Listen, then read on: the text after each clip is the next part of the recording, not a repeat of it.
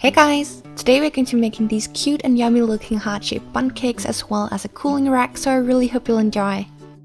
Also, if you like these videos, definitely give the video a thumbs up, and if you have any food requests, feel free to leave them in the comments. I first took a ball of some scrap clay, flattened it slightly, and then marked off and cut out a heart shape. You want to make sure to make the sides slightly slanted. The reason why I'm using scrap clay for this is because I want to make a mold. If you wanted to, you could definitely hand sculpt each individual one, but because you want these to look like they've been baked in a pan, this to me is the best option.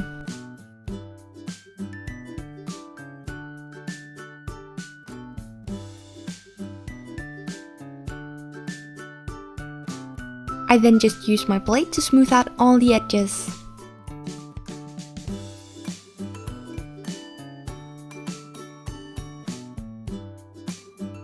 There are different ways you can make the pattern or the edges. For this one I chose to use a pointy dotting tool. I first went over it once to just mark out where I wanted the lines, and then I went over it again to define them. I know I'm going to sound like a broken record if I'm going to say this in every single video, but if you have any questions about the tools and materials I use, I will link my video about it in the info box.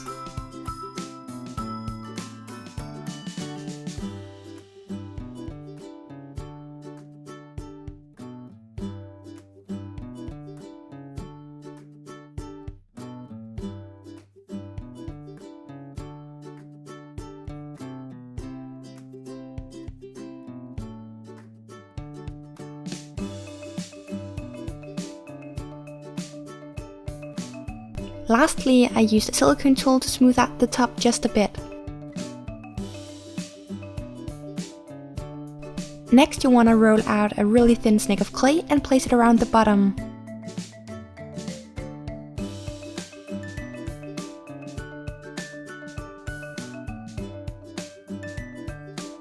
Once I was done, I pre-baked. I then made a mold and used a light dough color to make the 4 cakes.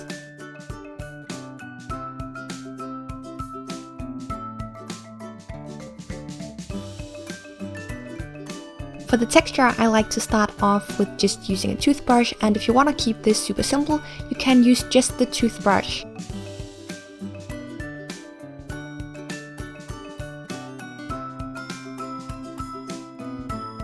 I then used a fine needle tool to add texture to the entire cake.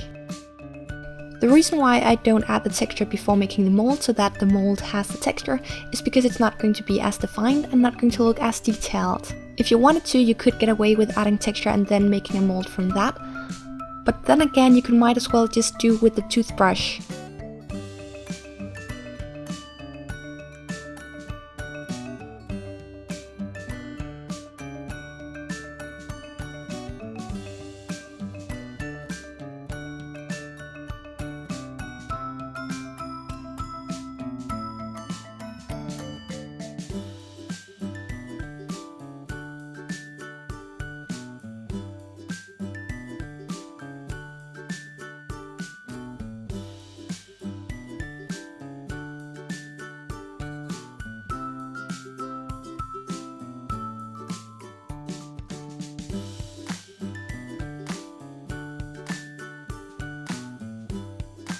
After adding texture, I pre-baked one more time before adding the shading. For the shading, I first used a few shades of soft pastel and I applied these with a wet or damp brush. Starting out with the lighter shades and then moving towards the darker shades.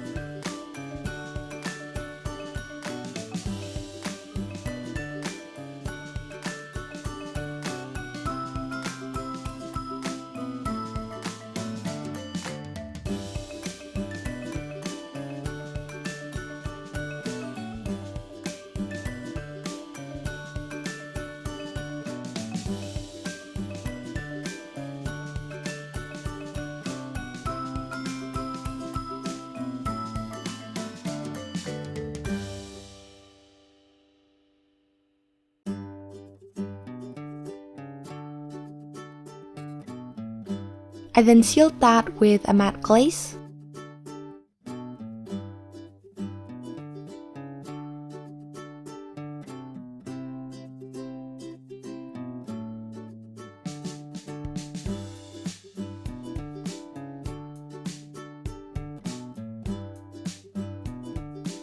And then added the final touches using acrylic paint.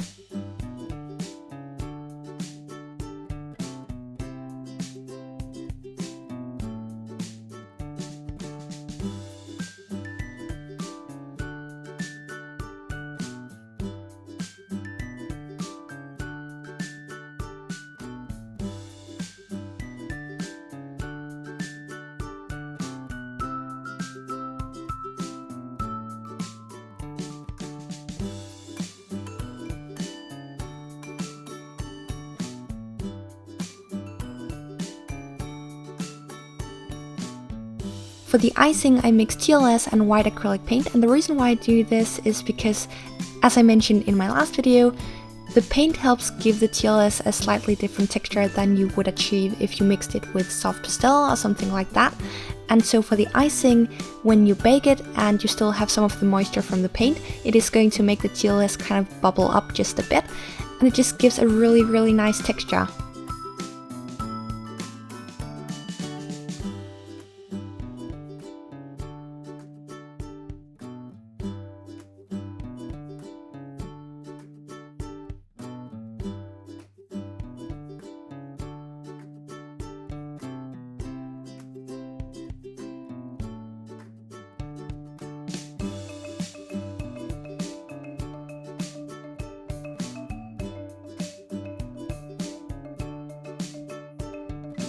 Finally, you want to add just a small amount of glass glaze.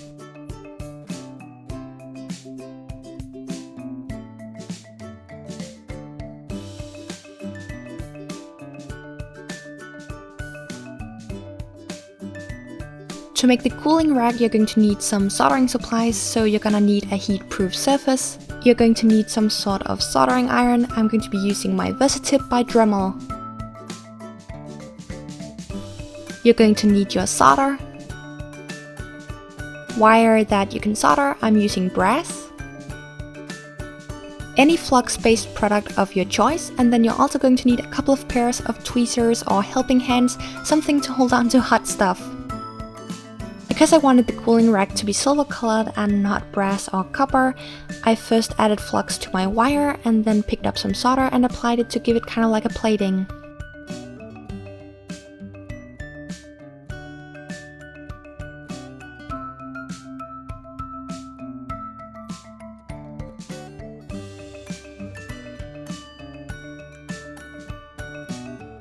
Shape one piece of wire to form either a circle, square, rectangle, or whatever you want. Close up the gap and then use smaller pieces of wire to make the grid itself. If you've seen any of the videos where I make miniature furniture from metal, you'll usually see me using a torch for soldering. For furniture, I definitely mostly prefer using the torch because it's faster to heat up the metal that way, but for something like this that is mainly constructed out of thin wire, the soldering iron is really the best way to go. I then bent 3 pieces of wire to form the feet and soldered these in place as well.